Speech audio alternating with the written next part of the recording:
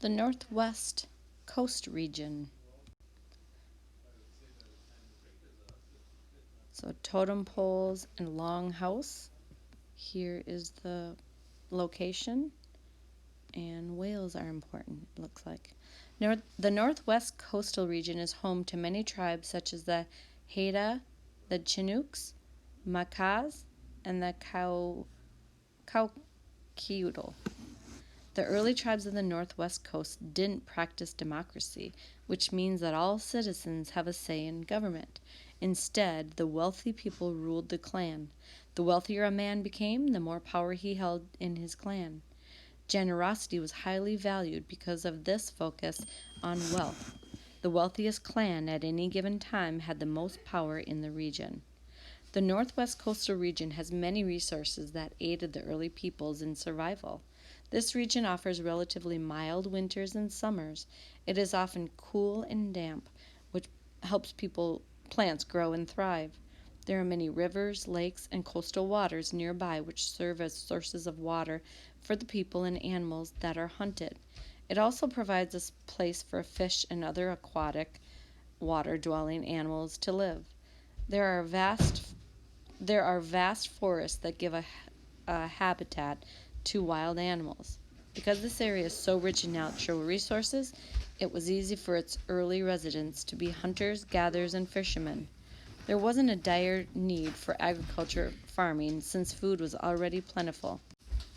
The Northwest Coast region is well known for its abundance of food. Animals roam and find shelter in the lush forests along the Northwest Coast.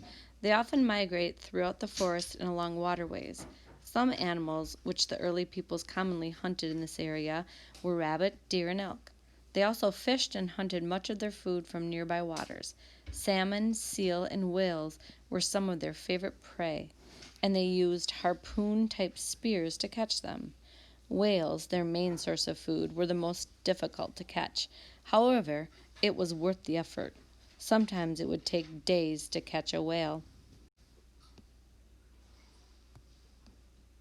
but it would provide the people with food, rope, and skin for containers. Blubber, whale fat, could be used as oil and drizzled on food. The Northwest Coast peoples traveled by canoes made out of cedar wood called dugouts to catch seafood. They also traveled by foot to gather foods in the wild. The brushes provide a variety of berries, and the waters provided shrimp, animal eggs, and oysters.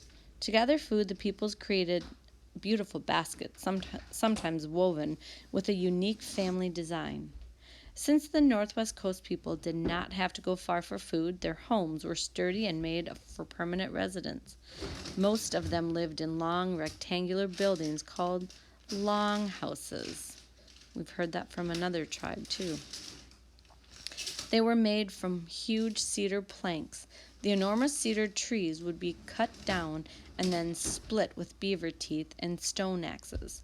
One opening served as a door to the home, and another at the top allowed smoke from their fires to escape.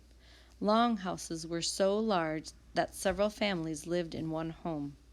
Like all Native American tribes, the Northwest Coast peoples had many traditional beliefs and customs.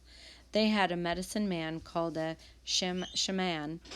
He was known to control spiritual forces and use magic to help cure the sick. Shaman still practiced today. Haida people are born either ravens or eagles and own certain crests that represent their clan. They hold the right to display their crests. The members would construct totem poles by carving these crests on poles made of cedar wood. The animals or symbols had meaning and was created to represent something in the creator's life. Each carving had a three-part story: the past, the present, and the future. Only the creator of the pole was permitted to tell his story, and sometimes he chose to keep it a secret. They were used for display, personal identity, and ceremonies. Since these tribes had no written language, the stories behind each totem pole were told verbally. The totem poles could get up to 40 feet high and would be found near the entrance of their owner's long house or grave marker. When the peoples were ready to raise and honor the totem pole, they often held a potlatch. The potlatch was a celebration that would last for days. At a potlatch, there would be a magnificent feast, and the invited guests would receive many extravagant gifts. This was a sign of wealth and generosity. The Quackdoodle clan still practice potlatches today. That really looks like potlucks to me, but maybe that's where potlucks came from. It can be to celebrate status, wealth, marriage, important people, loved ones, leadership, or the people's relationship to the animal spirits. Their songs, stories, dances, and ceremonies honor the things in nature around them. For example, the animals, salmon, cedar trees, and rivers. Now, what you need to do for the Northwest Coast region, you're going to fill out this cause and effect worksheet. Fill in the blank areas. A cause tells why, and an effect tells what happened. So, what happened was the wealthy native peoples ruled the clan. Why? We know that the Northwest Coast peoples didn't have to travel far for food. So then what happened? We know that Northwest Coast didn't have a need for agriculture. Why was that? And we know that they didn't have a written language to share information about the clans. So what happened because of that? All right, good luck. Don't forget to put the notes from the Northwest region in your notebooks.